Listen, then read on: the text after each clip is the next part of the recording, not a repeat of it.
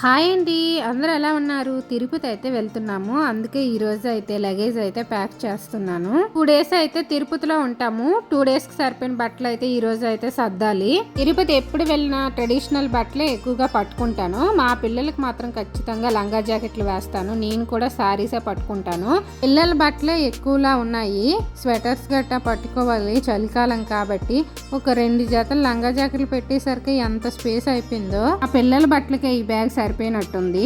ఇప్పుడు వేరే బ్యాగ్లో కూడా కొన్ని బట్టలు అయితే సర్దాలి. మా హస్బెండ్కి లుంగి కండువా ఇవైతే పట్టుకున్నాను, వైట్ షర్టు.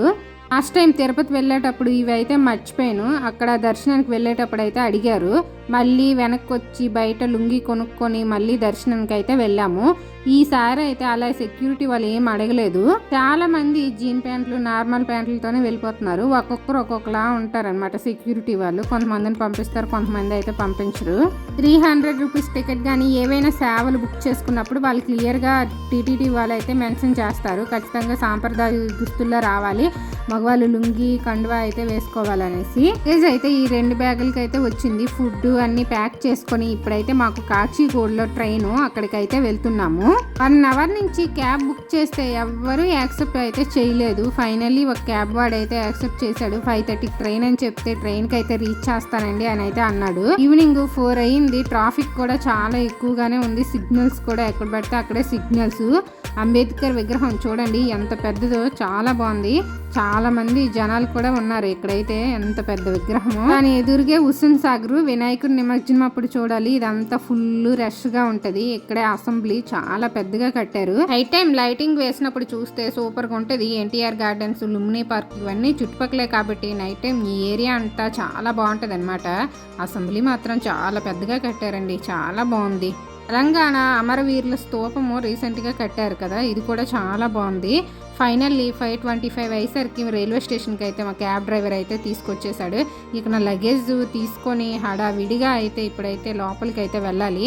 ఎందుకంటే 5:30కే ట్రైన్ కాబట్టి ఇంకా 5 మినిట్స్ ఉంది. మేము 5:27 అయ్యేసరికి సెకండ్ ప్లాట్ఫామ్ మీదకి ట్రైన్ వస్తుందని అనౌన్స్ చేసేసరికి సెకండ్ ప్లాట్ఫామ్ మీదకి అయితే వచ్చేసాము. 5:27 అయ్యేసరికి ట్రైన్ కోసం అయితే వెయిటింగ్ అనమాట. మా ట్రైన్ అయితే వచ్చేస్తుంది. ఒక 10 మినిట్స్ లేటు అంతేని. లేట్ అవ్వడం వల్ల మాకు కూడా కొంచెం అడ్వాంటేజ్ అయింది. కాసేపు అయితే ఆ 10 మినిట్స్ కూడా కూర్చున్నాము. ఒకటే టెన్షన్ అనమాట, ట్రైన్కి రీచ్ అవుతామా లేదా అనేసి. స్పెషల్ ట్రైన్ అవడం వల్ల ఖాళీగా ఉంటుందేమో అనుకున్నాను. నేనైతే చూడండి ఫుల్ రష్, ఎంతమంది ఉన్నారో ఎక్కడానికి కూడా చాలా మంది కొనుక్కుంటున్నారు. మన సైడ్ ఎప్పుడు ఏ స్పెషల్ ట్రైన్లు వేసినా, నార్మల్ ట్రైన్లు ఎప్పుడు టికెట్లు చూసినా అస్సలు దొరకవు. నేనైతే ఎక్కిపోయి తినేసి అయితే పడుకునిపోయాము. ఎర్లీ మార్నింగ్ లేచేసరికి క్లైమేట్ అయితే అబ్బా చాలా బాగుంది. మంచుతో అసలు ఏం కనిపించట్లేదు, ఫుల్ మంచు అనమాట.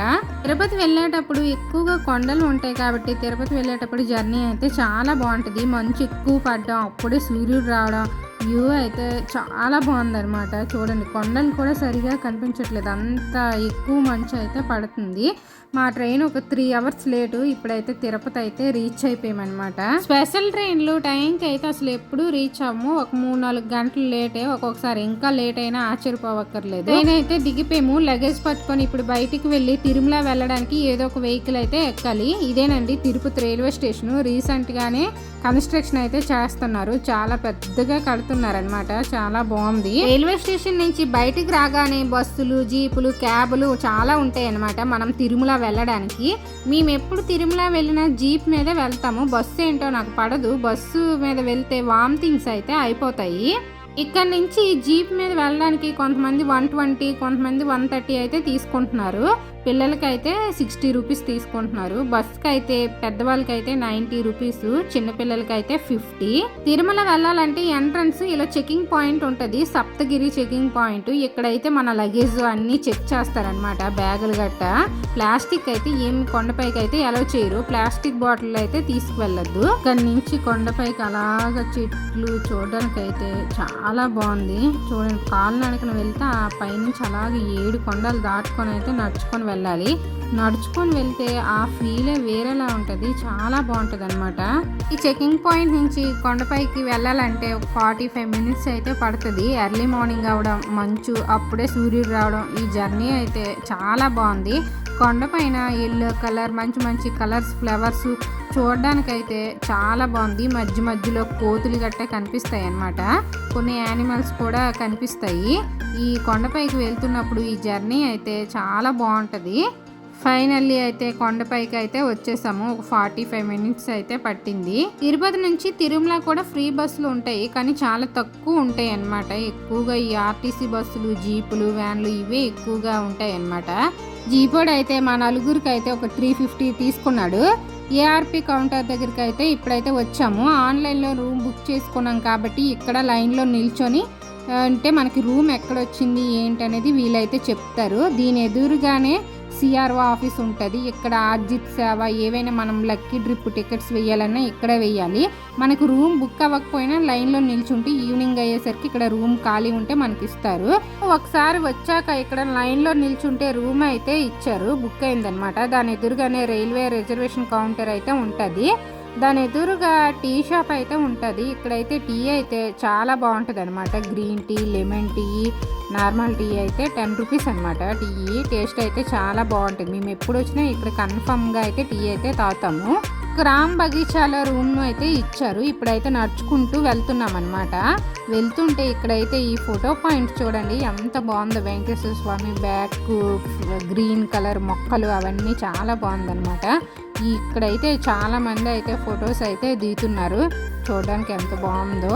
అలా నెమ్మదిగా నడుచుకుంటూ రామ్ బగీచా విశ్రాంతి గృహములు మా రూముల దగ్గరికి అయితే నెమ్మదిగా అయితే వచ్చేసాము.